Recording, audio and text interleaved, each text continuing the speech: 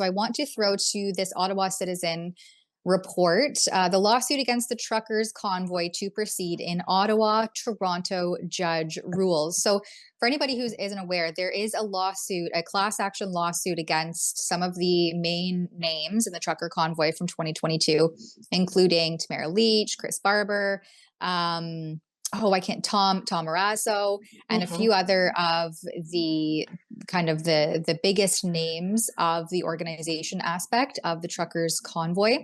And so they're seeking millions in damages for, as I mentioned at the beginning, basically phantom honking, like the noise that was generated. And I think diesel fumes also is part of their claim against the truckers.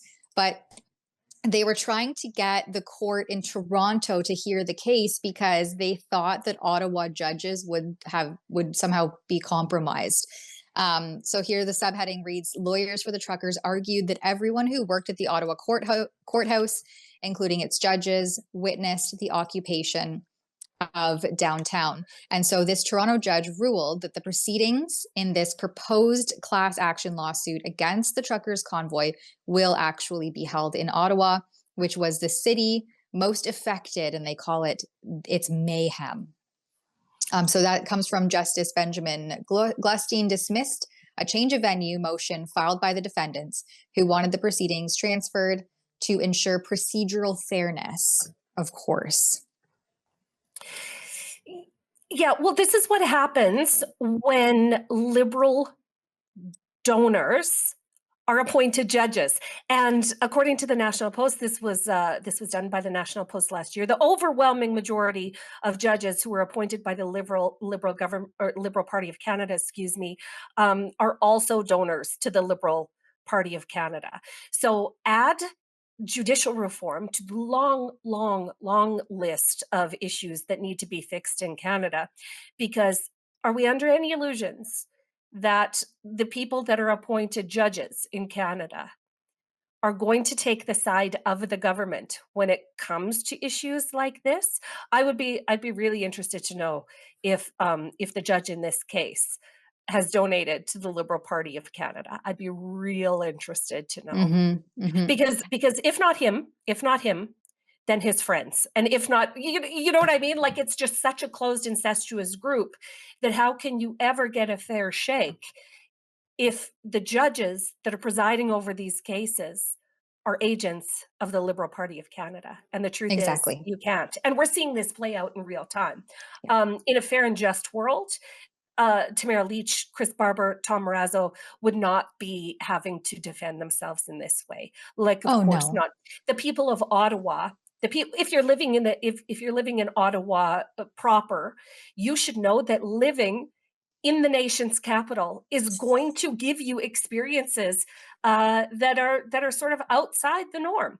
Do you see these people suing people that participate in Canada Day celebrations?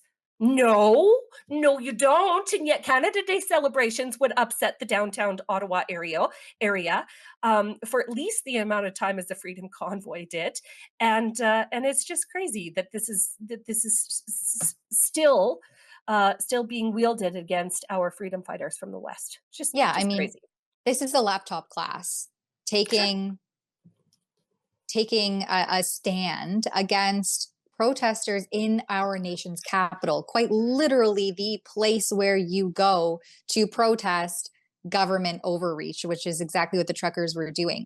And this class action is seeking damages for personal harm, financial loss, experienced by residents, businesses, and workers in downtown during the noisy, disruptive protest in February 2022. I'm sorry, but what about all the personal harm and financial losses that the people suffered in COVID at the hands of public health diktats, forced closures of your business, forced restrictions of social gatherings, the list of infringements into people's personal lives that were unjustified, unnecessary, and unscientific has never been addressed here.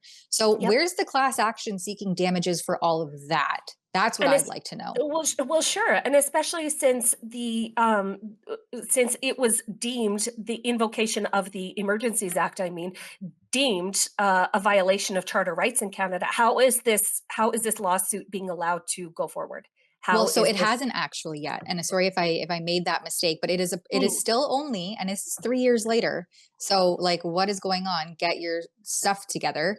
It's a proposed class action. It has yet to be certified, which is a necessary step for it to proceed. And if it does go ahead, the lawsuit naturally promises to be complex. So I think this was like a way for them to try to get that certification happening faster because, as I said, it's been 3 years in the making now. Your lawsuit still isn't even certified.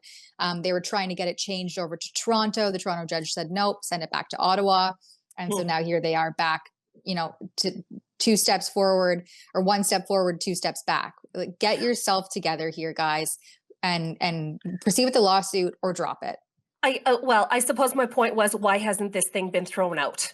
Why hasn't it stopped and been thrown out? I I mean, that think we they are. worry that it will be. That's why it hasn't been certified yet, because they're like, oh, wait, as the law, the judicial starts to shift, and you see some of these people winning their cases and things being thrown Right. out, and some of this stuff ruled as being unconstitutional, Yep. unjustified, they're probably reeling now, going, oh, wait a minute, do we even have a leg to stand on anymore?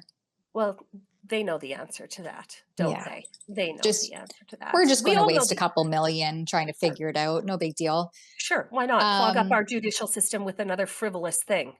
Even more so than it already is.